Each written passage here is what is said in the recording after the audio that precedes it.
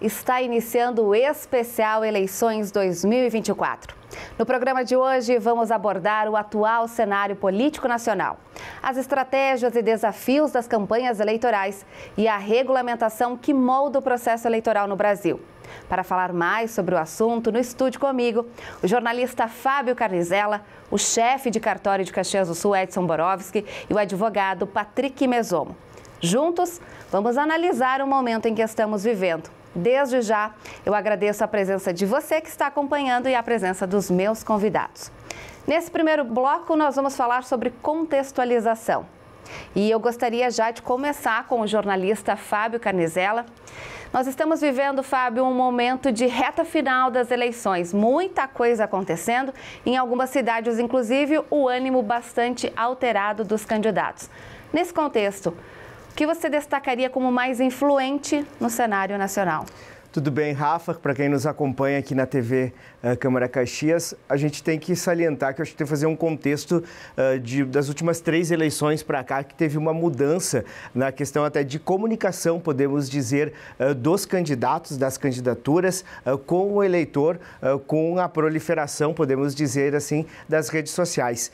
Então, essa contextualização acho que começa a partir de 3 eleições atrás, onde ela acabou se disseminando, principalmente nos últimos 2 debates de majoritária para a presidência da República, e agora a gente vem vivenciando, tivemos uma eleição com pandemia e que se utilizou muito essas ferramentas de redes sociais e digitais, e essa eleição a gente vive uma eleição, entre aspas, normal, com todas essas novidades. E muitas vezes, né, aqueles candidatos que não têm o tempo tão forte de TV e de rádio, utilizam esses espaços que são disponibilizados, por exemplo, pelas comunicações, pelos veículos de comunicação, e chegou-se a absurdos, como a gente pôde perceber em São Paulo, né, com cadeiradas, com brigas, com socos, né, e temos casos também, infelizmente, aqui no Rio Grande do Sul, em Bagé teve tiros, tivemos outras questões também de denúncias de compra de votos em outras cidades aqui do nosso estado do Rio Grande do Sul. Mas é uma novidade, entre aspas, a gente sabe que a Justiça Eleitoral vai participar e participa muito forte nessa questão também da propagação de notícias falsas. A gente tem todo esse contexto que muda.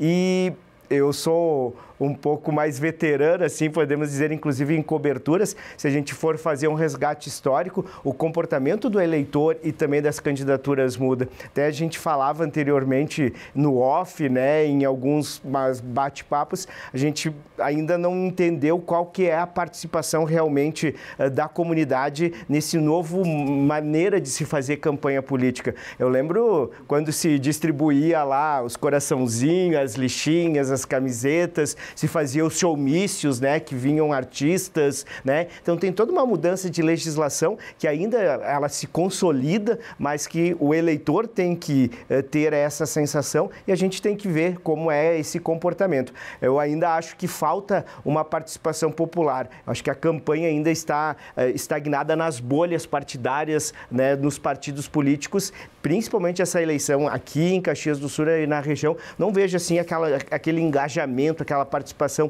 da comunidade com as candidaturas. Isso pode ser um pouco perigoso nesse processo, mas é um momento de a gente avaliar e também é um desafio para a justiça, para a democracia e para os partidos políticos conseguirem chegar para que os eleitores possam se aproximar dessas candidaturas.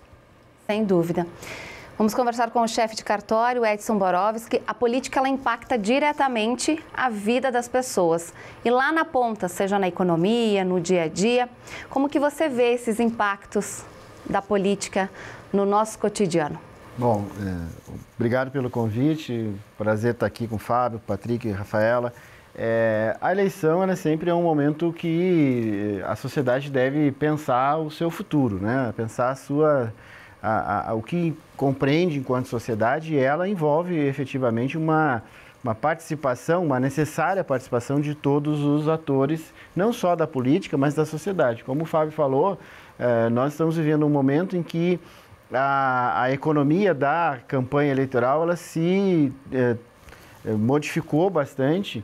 Há uma movimentação financeira a partir dos fundos eleitorais, a partir possibilidades de impulsionamento e hoje, efetivamente, os maiores recursos são empregados em campanhas na internet, né? Então, as grandes, e há quase que um monopólio hoje de recebimento de recursos para impulsionamento. Isso aí é um problema também, porque, pegando um pouco o gancho que o Fábio estava apresentando antes, talvez a gente tenha, nos últimos 10 anos, a partir das movimentações, das manifestações de 2013, entrado numa onda de demonização da política, né? Que a política, e aí surgiram vários candidatos, vários eleitos de fora da política, né? O antipolítico, aquele candidato que era um paradoxo, né? Aquele candidato que se dizia, eu não sou político, né? Dentro de uma campanha eleitoral, uma coisa um pouco estranha de falar isso, né?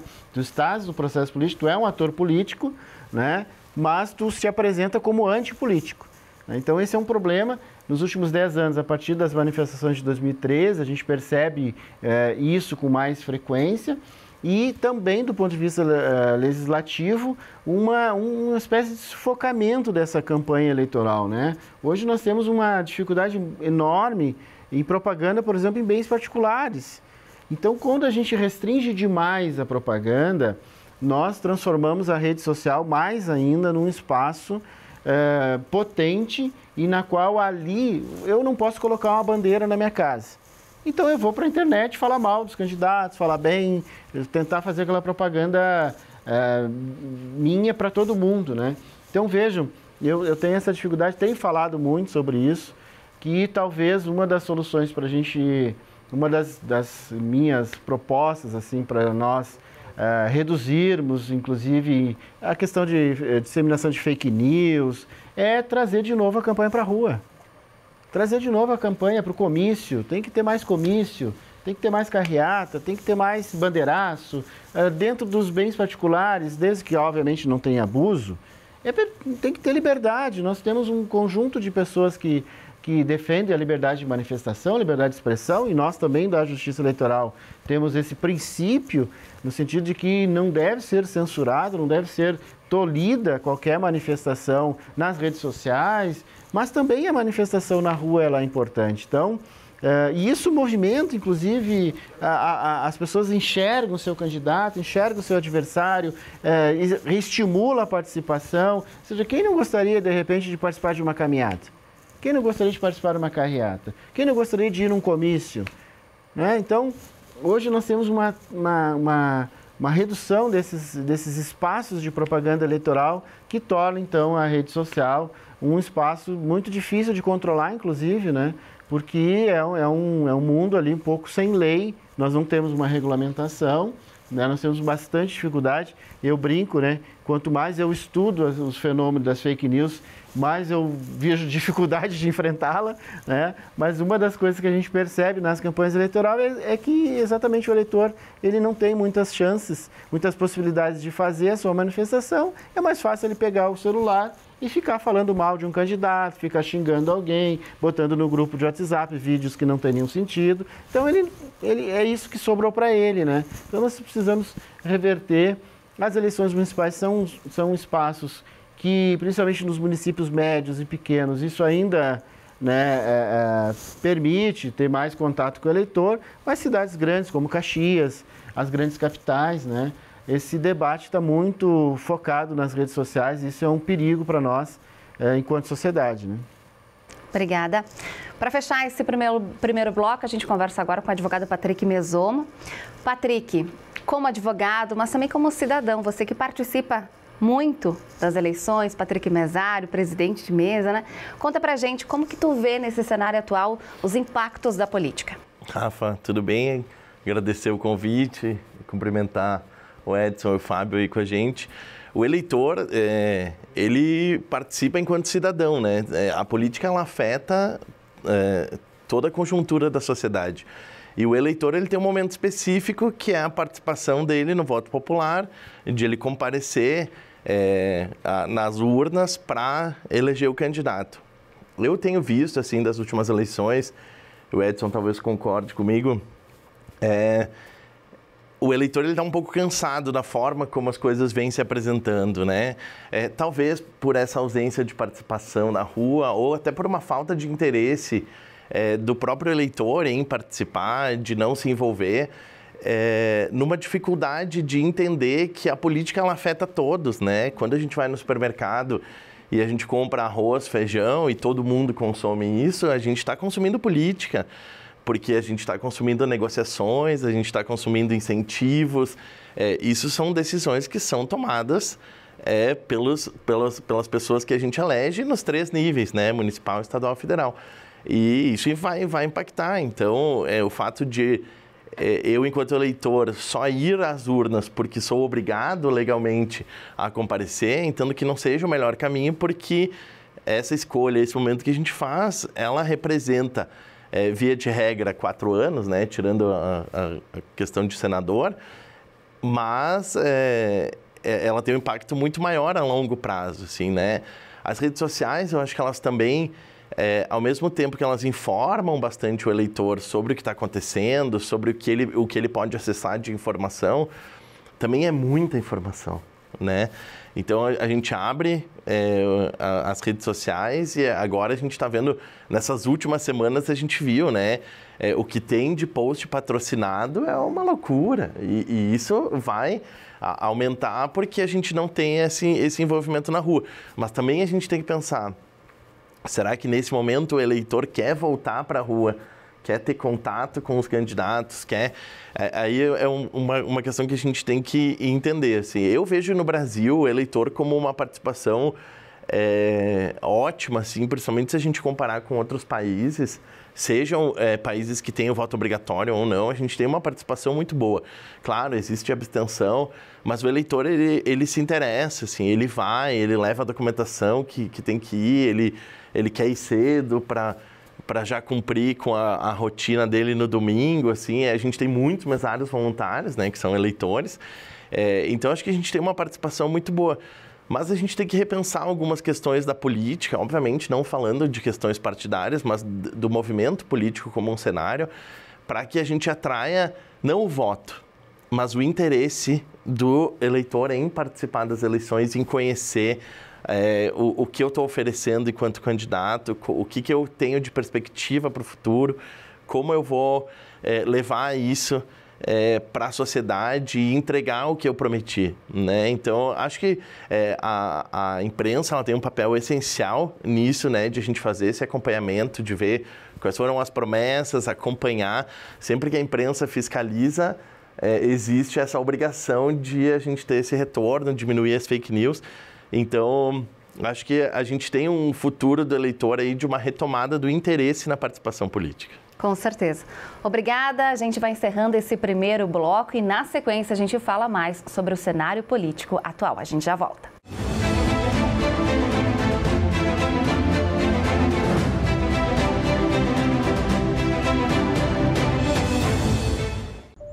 Sempre falavam para a mamãe que política não era coisa para mulher. Também imagine, quando ela nasceu, a gente nem podia votar. Meu primeiro voto foi aos 16 anos. Mas até hoje eu nunca vi nenhuma vereadora mulher na minha cidade. Eu quero me ver na política, sem ataques, sem violência de gênero. As próximas gerações merecem um Brasil com mais mulheres na política. Juntas podemos mudar a história. Justiça Eleitoral, a justiça da democracia. Todo mundo tem um talento especial para ser mesário ou mesária. Você pode ser a comunicativa, o atencioso, a prestativa, o detalhista. É colocando essas habilidades em prática que a gente faz a democracia acontecer. Não desperdice seu talento, seja mesário voluntário. Justiça Eleitoral, a justiça da democracia. Para proteger o seu voto, o sistema eleitoral possui várias camadas de segurança. A urna não tem acesso à internet, o que impede qualquer invasão. O código-fonte é verificado por instituições e especialistas independentes. A transferência de dados é protegida de ponta a ponta. Ao todo, mais de 30 barreiras garantem a segurança do seu voto e a integridade da democracia. Justiça Eleitoral, a justiça da democracia. Com a ponta dos dedos, é possível cuidar da saúde, acessar lugares e fazer sua voz ser ouvida. Por isso, fique de olho na biometria. Com ela, o processo eleitoral ganha ainda mais segurança. Identificação biométrica. A nossa democracia tem as suas digitais. Para saber mais, acesse o site do TRE do seu estado ou procure um cartório eleitoral. Justiça Eleitoral, a justiça da democracia.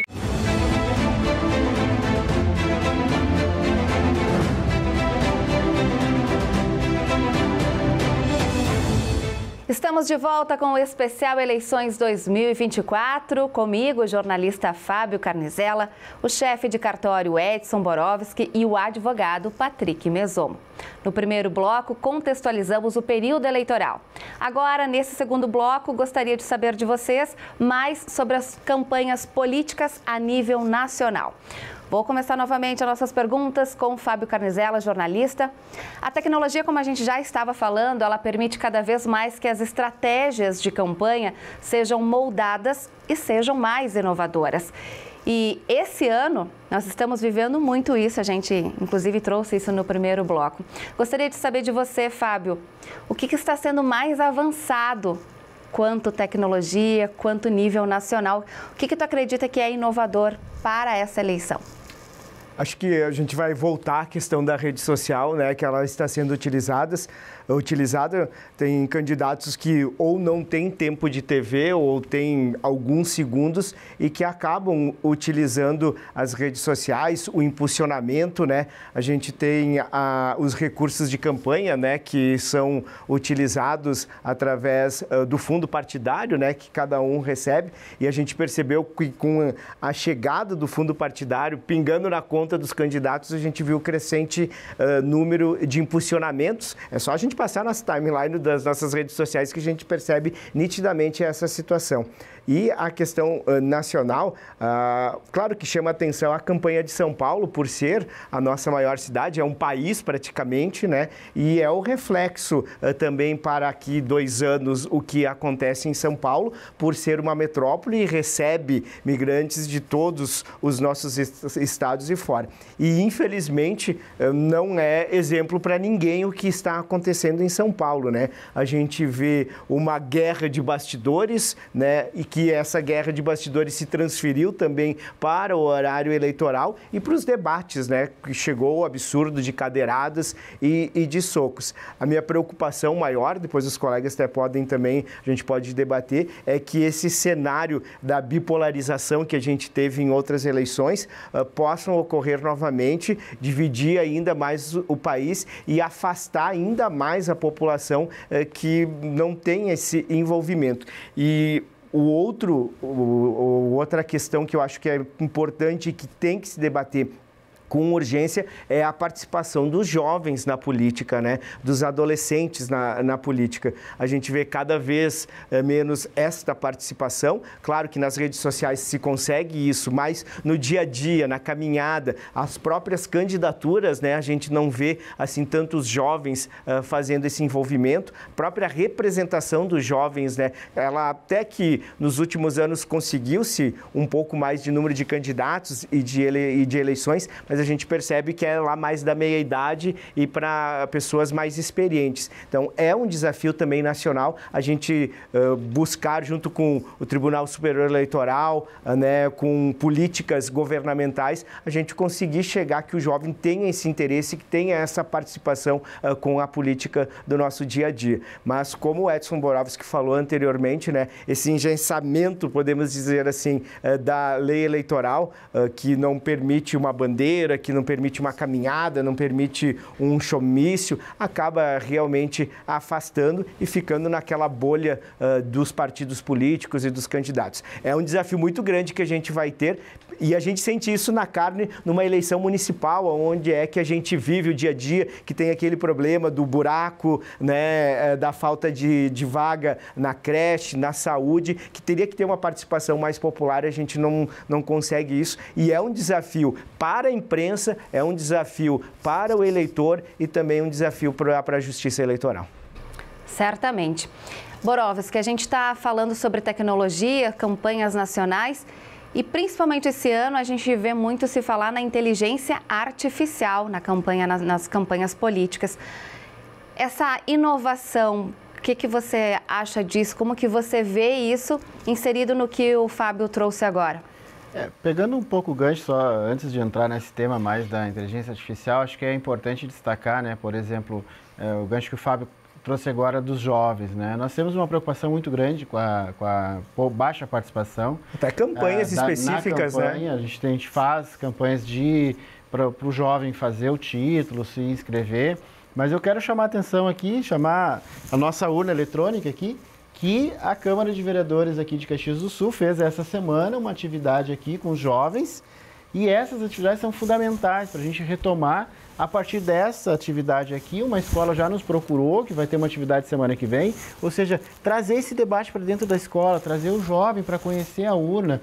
O ano passado nós fizemos várias eleições de grêmios estudantis, que são espaços de geração de lideranças, né? Então, um grêmio estudantil, a minha primeira experiência política foi num grêmio estudantil, né? Muitos dos nossos candidatos e candidatas têm, né, nesse espaço escolar o primeiro contato, né? Claro que nós temos uma dificuldade hoje dessas questões, por exemplo, escola sem partido, desse debate enviesado de ideologização das escolas, que é um absurdo, porque nós tolimos um espaço onde as crianças podem efetivamente construir a sua experiência política dentro de um ambiente escolar que vai servir para a sua vida. Então, trazendo aqui a urna, foi muito bacana, parabéns à TV Câmara, parabéns à Câmara de Vereadores, que faz esse serviço muito importante para resgatar isso.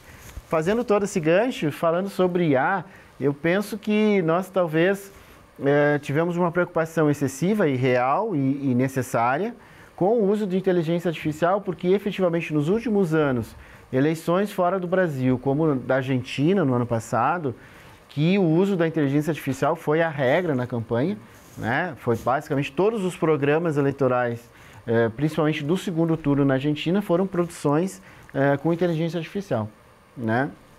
E o TSE se preocupou muito com isso, fez audiências públicas e na legislação houve então essa preocupação e ela se materializou nas resoluções do TSE, no qual tem dois aspectos que eu acho que é importante chamar a atenção.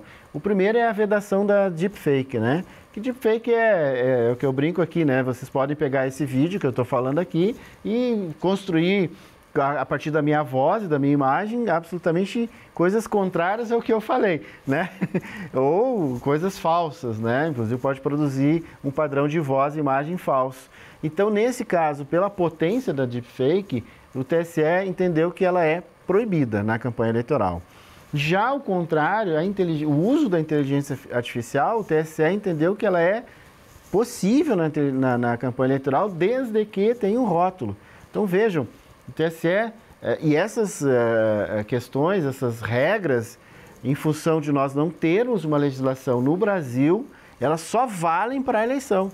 Tanto a partir do dia 28, aqui em Caxias, ou do dia 7, em cidades que não têm segundo turno, não pode mais utilizar a inteligência artificial na campanha eleitoral, mas na vida não tem regra.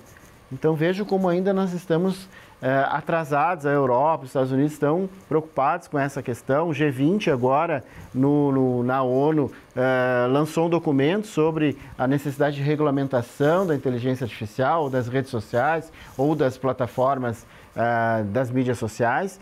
Então é uma questão que a sociedade precisa discutir. Para a eleição, nós percebemos que a preocupação era necessária, era importante, mas nós não estamos vendo inteligência artificial na campanha, né? Curiosamente, os candidatos, porque a inteligência artificial ela pode ser útil, por exemplo, para te fazer um panfleto. Não necessariamente a gente fala em inteligência artificial, a gente acha aquela coisa de, né, mostrar uma imagem diferente, manipular, não é só isso. Mas ela pode construir, se você colocar um jingle, por exemplo, nós já tivemos algumas situações que o pessoal coloca lá 4, 5 palavras, né, características do candidato, e a inteligência artificial produz um jingle, né? Então isso é bom, é produtividade, isso constrói, ajuda de repente quem não tem recurso, mas é importante que a legislação eleitoral exige que isso tenha um rótulo e diga, olha, foi produzido pela inteligência artificial. mas na vida real a gente percebe que, na verdade, a gente esperava aqui um boom de inteligência artificial e nós não tivemos nada mais significativo até agora, né? Exatamente. Patrick, estamos falando de cenário político nacional.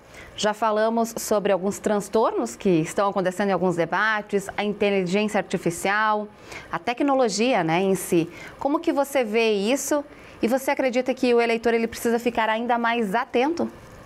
Tudo isso que acontece é para o eleitor, né? Inclusive, esses contratempos eleitorais, eles acabam sendo, às vezes, produzidos, se duvidar, para chamar a atenção do eleitor, né? A inteligência artificial usada como artifício em favor da divulgação de informações ao eleitor, né? Se bem utilizado, porque o eleitor é quem recebe toda essa informação e é ele que vai tomar a decisão de quem dos candidatos que estão disponíveis, né? Que estão concorrendo, que colocaram o seu nome, quem deles vai representar a população nos cargos em que eles estão se candidatando. Então, a população precisa ficar atenta e entender que a campanha eleitoral é toda feita para conquistar o eleitor, né? Ele precisa entender, ver todas essas informações. A gente sabe hoje que a gente não tem uma participação muito alta do eleitor no horário político, né? No horário eleitoral televisionado ou no rádio. E o eleitor acaba se utilizando das redes sociais, só que a rede social também ela mostra fragmentos de uma personalidade, de um candidato, de uma candidata, que é aquela visão mais interessante que a gente pode dar para aquela pessoa que está concorrendo. Então, a gente precisa buscar informações. O site do TSE é uma boa base para buscar as informações, né? Lá a gente tem quem auxilia, quem está auxiliando a financiar, da onde veio, qual é o histórico financeiro daquele candidato, qual é o patrimônio, né? Qual é o patrimônio que ele tem, né? Como foi essa evolução patrimonial. Então, isso é importante para a gente conhecer os candidatos e as candidatas e tomar essa decisão, porque é um momento rápido e a gente tem feito isso cada vez mais rápido, né? Nas eleições, o eleitor, com a tecnologia que o TSE tem colocado à disposição, a votação ela é muito rápida, tranquila e segura. E esse pequeno momento do nosso domingo, ele vai se refletir por, no mínimo, 4 anos, eu diria, quando não por mais tempo, né? Então, o eleitor, sim, ele precisa ficar atento a todo esse cenário e, com muita atenção, decidir, não é só um momento, tem todo um contexto, e decidir em quem ele vai votar. Com certeza. Você está acompanhando o especial Eleições 2024, a gente já volta.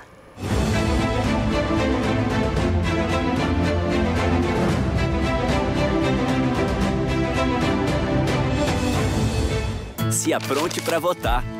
Celular é sempre útil, mas não tem adequação para quem entra no chuveiro e na cabine de votação.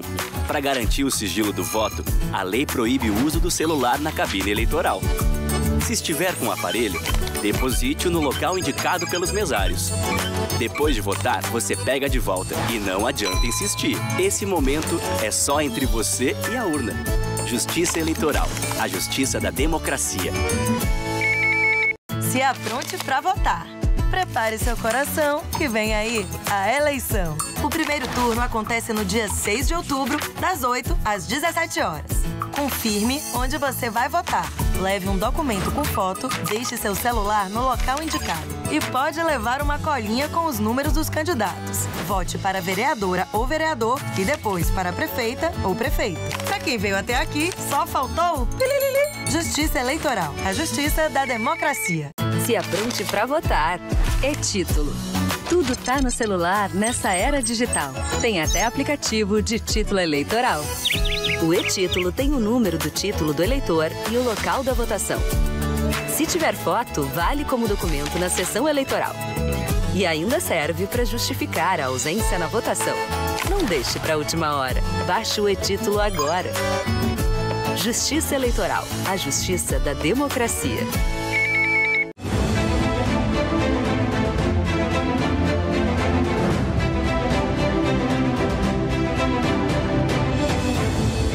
Estamos de volta e neste terceiro bloco nós vamos falar sobre leis que que foram modificadas nas campanhas políticas em 2024. E eu já converso com o Fábio Carnizella, jornalista. Nós vamos abordar, Fábio, a Associação Rio-Grandense de Imprensa, a ARI. Ela está trabalhando bastante sobre isso, sobre as leis, mas principalmente a importância de a gente tomar cuidado com notícias falsas, as chamadas fake news. E, inclusive, em 2024, é uma das campanhas mais importantes do Tribunal Regional Eleitoral, do TSE, para que a gente possa, como eleitor, cuidar as notícias falsas. Exatamente, Rafa. A partir da provocação do Tribunal Superior Eleitoral, com diversas audiências públicas, a participação das forças ativas da comunidade, inclusive da nossa categoria de jornalistas, foram realizadas diversas ações e a Associação Rio-Grandense de Imprensa está com uma campanha sobre a questão da fake news. Inclusive, no Legislativo Caxiense, a gente teve um seminário com a participação do Edson e de diversas representatividades, com as 4 candidaturas aqui de Caxias do Sul presentes, para se comprometer nessa questão da fake news e também da importância da comunicação. Então, a ARI faz esse papel fundamental para a realização de uma eleição limpa e democrática, né? A participação da comunicação, a gente ressaltou aqui, seja ela a comunicação, como nós estamos fazendo aqui pela TV, pelo rádio, pelo impresso e agora principalmente com essa questão do online, que é o mais discutido, a ARI vem trabalhando para com essa questão, para alertar também o eleitor, junto com o Tribunal Superior Eleitoral, como pode se identificar e também como pode se denunciar essas questões de fake news. Porque, né, Edson, é importante também a participação do eleitor na denúncia e são diversos canais que o Tribunal Superior Eleitoral, a Justiça Eleitoral, disponibiliza para quem está nos assistindo e para o eleitor no dia a dia de uma campanha eleitoral. Nós temos o sistema de alertas, que também está no site, o 1491, uma ligação gratuita de qualquer lugar do Brasil e é atendido por um servidor que faz essa triagem. Então é importante que o Fábio traz esses canais para que a gente possa efetivamente colocar à disposição da sociedade mecanismos para combater e enfrentar as fake news nas eleições, né? Ressaltando que isso só vale para a eleição. Infelizmente, ainda a gente tem um grande déficit legislativo para a nossa vida comum, né? Então, hoje, se a gente tiver uma fake news sobre nós aqui, do ponto de vista privado, nós temos que ir à justiça comum, utilizar os mecanismos judiciais, mas nas eleições e nas campanhas eleitorais a gente já tem uma boa ferramenta para enfrentar as fake news, né? As fake news, elas prejudicam muito, né? As notícias falsas, elas prejudicam demais a vida do eleitor, porque muitas vezes eles acreditam nisso e começam a compartilhar, e isso prejudica as campanhas políticas, Borowski. Nós tivemos a internet ou o espaço online, ela tem uma grande mudança nas eleições de 2008 nos Estados Unidos com Barack Obama. E eu sempre destaco isso porque, na verdade, o Barack Obama precisou utilizar as redes sociais, e no caso, na época, ainda era só o YouTube, né? Não tinha todas essas ferramentas digitais, como aplicativo de mensagens, mas é muito interessante que em 2008 o Barack Obama usava os vídeos do YouTube para se defender das notícias falsas. Vejam, foi uma estratégia necessária justamente para combater as notícias falsas. Então, com os vídeos, ele conseguia rapidamente resolver, inclusive, questões sobre a sua origem, o seu registro de nascimento e tudo mais. Mas, efetivamente, nós tivemos 2 processos em 2016, com o plebiscito na Inglaterra e as eleições americanas, que efetivamente nós tivemos uma situação bastante grave de interferência nas eleições, principalmente na Inglaterra, com o uso dos dados dos eleitores a partir do Facebook. E em 2018, no Brasil, muda bastante esse paradigma também, é uma eleição para nós um marco, e aí como trazendo um pouco aqui, eu escrevi um livro sobre as fake news nas eleições de 2018, e ela é muito significativa para nós porque também ela muda um pouco a forma que o Poder Judiciário, no caso eleitoral, acaba sendo a vítima também das fake news, com as fake news sobre o sistema eletrônico de votação, que o Patrick já falou muito bem em outros momentos, né? Que é um sistema seguro, que é um sistema já consolidado, que foi criado para os problemas que nós tínhamos no Brasil, mas que em 2018 acaba sendo o alvo também. e a partir dali aumenta a desconfiança como uma estratégia eleitoral. Então, é um processo difícil de combater as fake news, efetivamente, as notícias falsas, né? Elas precisam ser enfrentadas, e essas campanhas como o da Ari, né, eu achei fantástica a marca da Ari, foi assim, eu me apaixonei. A gente tem o direito, o dever de duvidar, eu acho que a Ari foi no alvo, e as ferramentas que nós estamos colocando à disposição dos eleitores têm ajudado na educação, que é um aspecto importante, né? A gente trabalha com dois viés, né? O primeiro, educar, né? Colocar as ferramentas, as pessoas têm o direito à dúvida, procurar as informações, e o segundo, obviamente, punitivo, né? Porque efetivamente uma fake news pode interferir no resultado eleitoral e precisa, né, uma intervenção mais forte. Então, é um desafio, mas a gente tem mais ferramentas hoje do que nós tínhamos há 6 anos atrás. Inclusive o TRE, o TSE, eles têm canais que as pessoas podem manifestar sobre as... O CIAD, que é um sistema integrado de alertas contra a desinformação, né? Ele foi reformulado esse ano, ele tem já algumas referências de situações que já foram identificadas como fake news. Então, o eleitor tem a página Fatos e Boatos, e essa é uma página que, a princípio, ela está ancorada no TSE, mas é interessante, eu sempre chamo a atenção, que a página Fatos e Boatos é alimentada por órgãos independentes. Então, são plataformas tipo eFarsas, boatos.org, as grandes mídias, Folha de São Paulo, Estadão, Globo, todos esses conglomerados midiáticos ajudam, e eles que armazenam as informações lá. Então, quando tem algum fato que foi desmentido, sai na página Fatos e Boatos todas as notícias que foram veiculadas sobre aquele assunto e com a resposta incorreta. Então, tem mecanismo, tem espaço, a gente precisa deixar cada vez mais acessível ao eleitor, né? E eu acho que nessa eleição, pelo menos aqui em Caxias do Sul, que é onde eu vivo, nós estamos bem tranquilos até agora, né? Ainda tem o segundo turno, tem a reta final do primeiro turno, mas eu estou bem satisfeito, que eu acho que as campanhas têm surtido efeito, né? Patrick, embora aqui em Caxias do Sul a gente não tenha, né, como o Borowski falou, problemas, mas é preciso que o eleitor tome cuidado com o que ele compartilha, porque também isso causa problemas judiciais. A legislação, ela se atrasa um pouco em relação à sociedade, né? Isso é normal do direito como uma ciência social. Mas a Justiça Eleitoral tem trabalhado bastante, né? A gente acompanha para, dentro do possível, acompanhar essa evolução da sociedade e fazer esse caminho junto para que se diminuam essas questões. Mas o eleitor, o cidadão, acho que não só o eleitor, o cidadão de modo geral, ele acaba tendo esse poder, que é uma forma de como ele vai utilizar, que é disseminar informações. E aí a gente tem que dividir elas entre informações verdadeiras e informações falsas, né? Porque se eu recebo no meu aplicativo de mensagem lá uma informação, com um clique eu boto no grupo do bairro, boto no grupo do condomínio, eu boto no grupo dos meus amigos, e a gente está falando aí de 300 pessoas facilmente, que uma pessoa com 3 cliques consegue fazer. A gente tem esses regramentos para encaminhamentos com frequência, a própria rede social também sinaliza dentro das obrigatoriedades aí das resoluções do TSE de que aquela informação foi verificada e ela não é verdadeira. Então, se a rede social ela cumpre com a legislação, a gente já consegue ter aí uma limpeza dessa informação para o eleitor.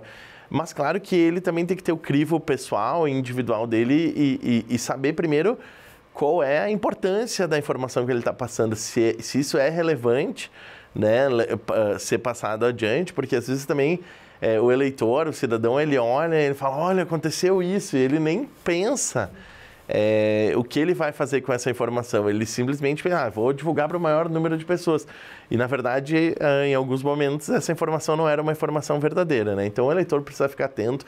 Existem muitos canais oficiais, seja de informação pública do TSE, seja de informação dos próprios candidatos, como a gente falou antes, para que o eleitor conheça isso. É claro que é um direito dele, enquanto cidadão, enquanto eleitor, escolher as suas intenções de voto e também, dentro da sua individualidade, compartilhar essa informação com o seu grupo de amigos, né? Com essa informação a gente vê os próprios candidatos e candidatas reforçando isso, né? Fale com seus amigos, divulgue, porque essa rede de relacionamento, ela ainda é muito maior do que qualquer campanha eleitoral, do que qualquer rede social, é esse direto entre as pessoas. Com certeza. Né?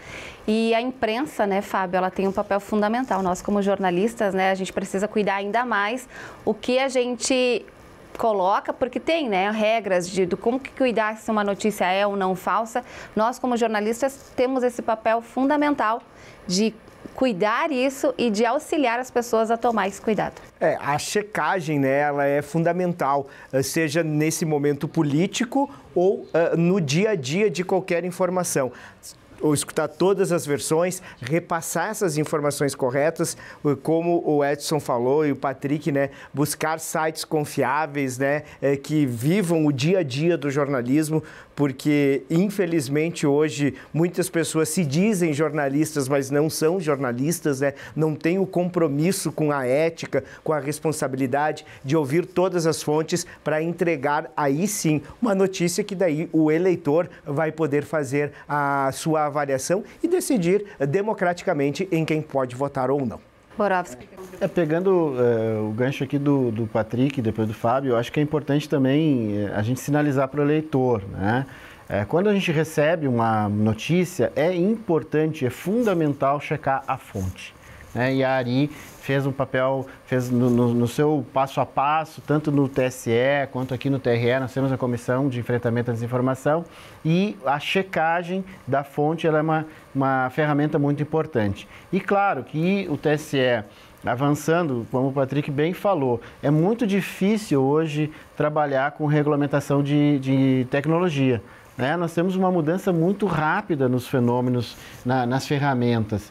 E o TSE tem essa facilidade porque o Congresso assim o permitiu. Então, na medida que em cada eleição, cada momento eleitoral, a gente pode, então, regulamentar. E nessa eleição, o TSE trouxe para a legislação a possibilidade de que o eleitor que não confere aquela fonte, que compartilha conteúdo anônimo, ele pode ser passível de multa. É óbvio, eu tenho também as minhas restrições contra esse artigo, não, é um artigo até um pouco punitivo demais, mas é importante que ele serve como um freio. E talvez esse freio tenha sido o principal fator para que efetivamente a gente não tenha nos grupos de WhatsApp aí a disseminação de notícia falsa.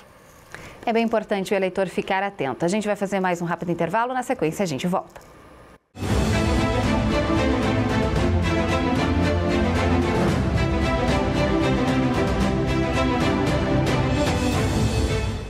Se apronte para votar. Em dia de votação, a empolgação é normal, mas fazer boca de urna é um crime eleitoral. Você pode usar bandeiras, broches, camisetas e adesivos do seu candidato, mas o barulho e a aglomeração não são permitidos. Quem trabalha nas eleições não pode fazer propaganda eleitoral. Fique ligado nas regras para não estragar o dia. Não faça boca de urna. Exerça a cidadania. Justiça Eleitoral. A justiça da democracia.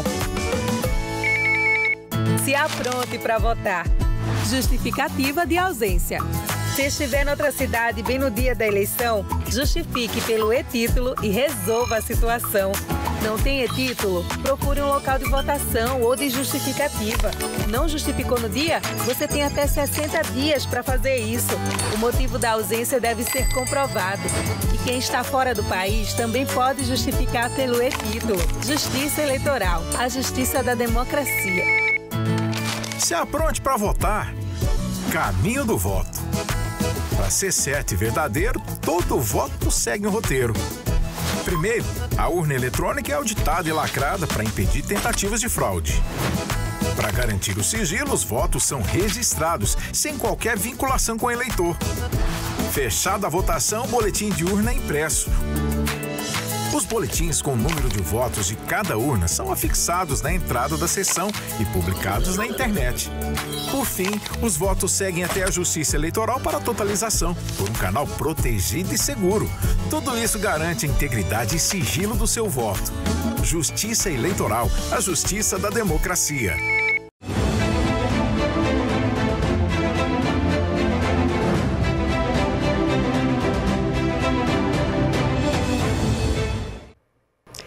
Estamos de volta com o quarto bloco do Especial Eleições 2024 e antes de nós falarmos sobre as leis do TSE, eu quero chamar a reportagem porque nesta quinta-feira a TV Câmara Caxias realizou o debate com os candidatos ao pleito municipal. E a reportagem, Carol Dallagnol, os repórteres Carol Dallagnol e Fábio Carnizella fizeram um balanço de como foi essa noite. Vamos conferir?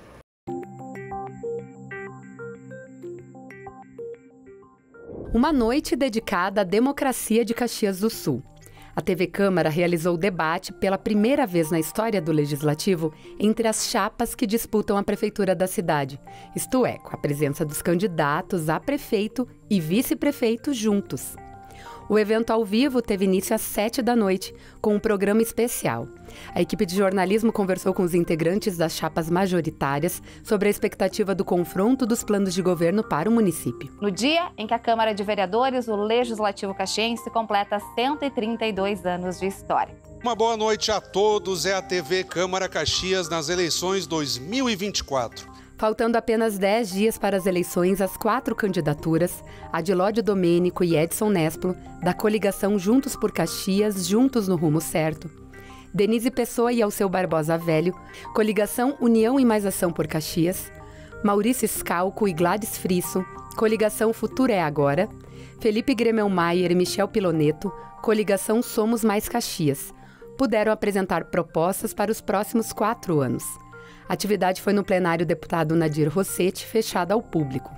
As regras foram definidas em reunião prévia com as coordenações das campanhas. O debate teve 5 blocos. O primeiro bloco foi dedicado aos candidatos a prefeito de Caxias do Sul, que puderam fazer perguntas livres entre si e responderem perguntas da comunidade gravadas pela produção.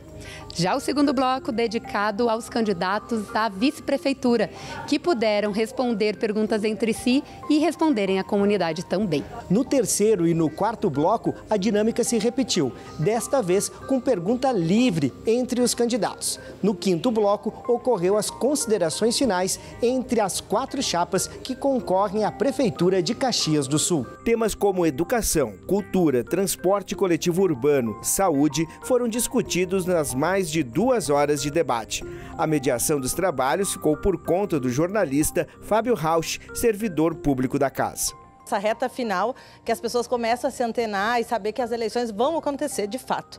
Então eu digo que é uma reta final, mas na verdade está só começando, né? E a gente está aí diariamente conversando com a nossa comunidade, conversando, esclarecendo, falando das nossas propostas. E a partir de agora, seguramente, nós vamos intensificar as visitas que eu não faço apenas na época da campanha. Eu sempre tive o hábito de visitar os bairros, de estar junto com a população. Eu gosto de povo. Eu me sinto bem no meio do povo. Nós temos conversado muito com Caxias do Sul, mostrado aquilo que a gente pensa sobre a cidade e a gente apresentou um pouco aqui hoje nesse debate da TV Câmara o que a gente imagina de Caxias, da Caxias do futuro, né, de um projeto que foi interrompido lá atrás e que nós queremos retomar a partir de 2025. O povo pôde ver um pouquinho do nosso projeto, das nossas ideias. Estivemos em todos os bairros de Caxias ouvindo as comunidades. Junto com especialistas montamos grupos temáticos para tratar tema a tema os problemas de Caxias do Sul, encontrar soluções para Caxias do Sul. As eleições ocorrem no domingo, dia 6 de outubro. A TV Câmara Caxias vai estar com programação ao vivo durante o dia, acompanhando a movimentação das ruas e a partir das 5 da tarde tem a apuração dos votos direto do estúdio da TV Legislativa.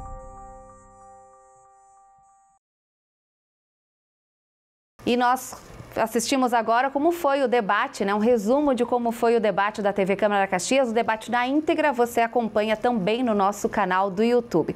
Para fechar esse bloco, eu estou aqui com o jornalista Fábio Carnizella, com o chefe de cartório Edson Borowski e com o advogado Patrick Mesomo. E nesse quarto bloco nós vamos falar sobre as leis. Algumas leis mudaram em 2024 e a gente quer falar mais sobre isso, de que maneira elas estão sendo vistas, as decisões que o Tribunal tomou em 2024. Quero começar com você, Borowski. O TSE recentemente fez algumas mudanças e tem como tema principal, a fake news, que a gente falou aqui ao longo do nosso programa, mas também a violência contra as mulheres, a possibilidade de federações e arrecadação via Pix. Ou seja, algumas mudanças em 2024 que o eleitor precisa ficar atento e que as campanhas políticas também tiveram que se ajustar. É importante chamar a atenção, né? Nós temos muitas notícias falsas em relação à atuação do TSE enquanto órgão legislativo, né? Inclusive com críticas e tal. Mas isso é uma delegação do Congresso Nacional, tanto o Código Eleitoral, a Lei das Eleições e a própria questão da internet, nós já falamos aqui, né? A partir dos cenários tecnológicos, o TSE pode regulamentar. Então, a cada ano eleitoral, até o dia 5 de março, o TSE precisa publicar as resoluções que regulamentam aquela eleição. Então, nesse ano de 2024, o TSE fez uma série de audiências públicas no final de janeiro para coletar da sociedade informações dos atores. Inclusive, teve celebridades, Marisa Monte, que tratou da questão dos direitos autorais para jingle, ou seja, uma série de alterações e que consolidou nas resoluções com essas alterações que são importantes para os candidatos saberem como se comportar durante o processo eleitoral. Além da fake news, qual que você pontuou como também bem fundamental para esse ano?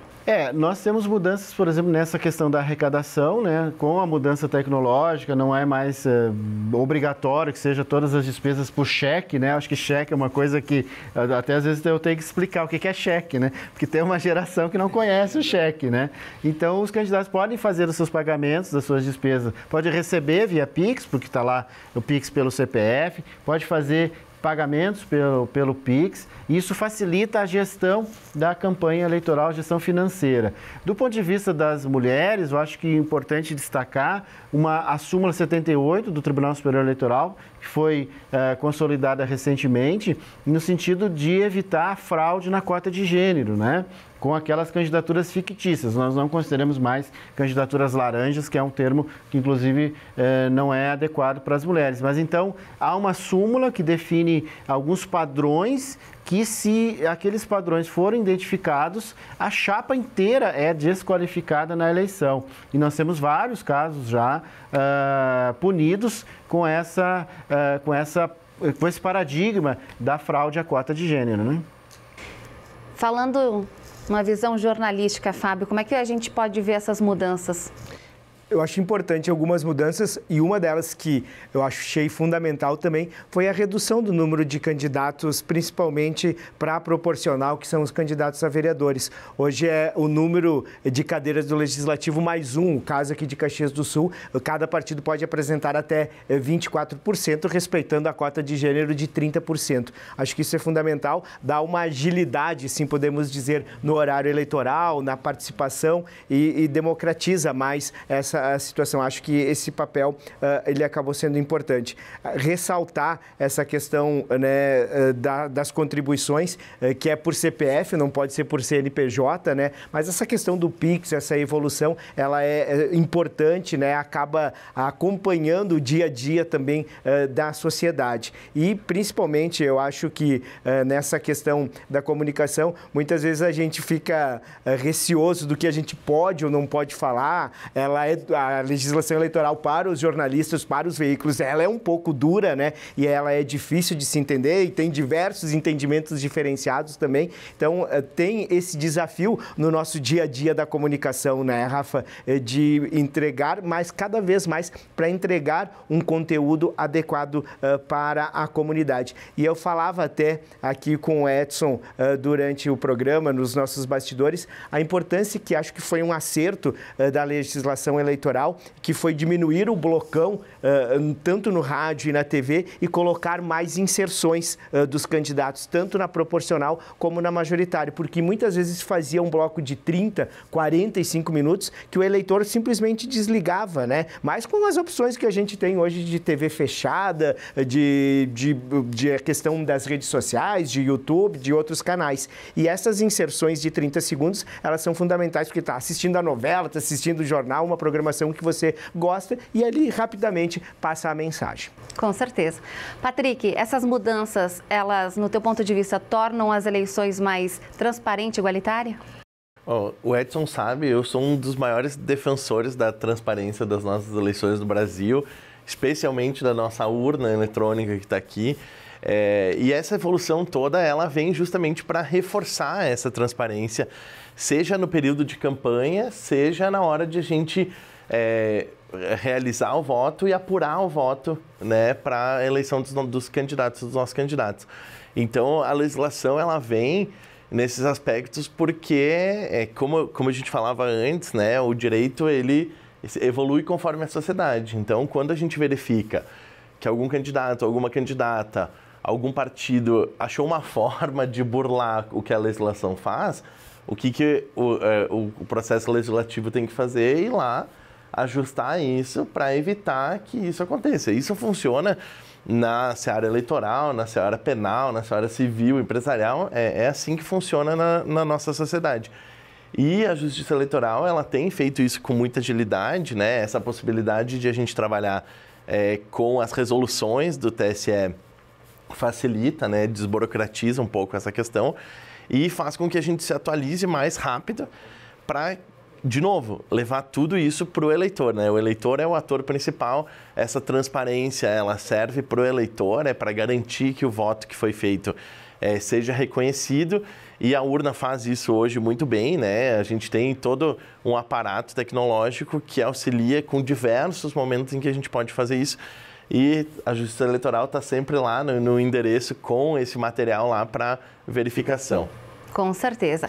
Rapidamente, em menos de 10 segundos, para finalizar, 6 de outubro, muito importante, Fábio Carnizella. Exatamente, um momento muito importante e eu sempre falo, viva a nossa democracia, que todos nós possamos votar e garantir mais 4 anos de sucesso aqui no nosso município e no Brasil inteiro.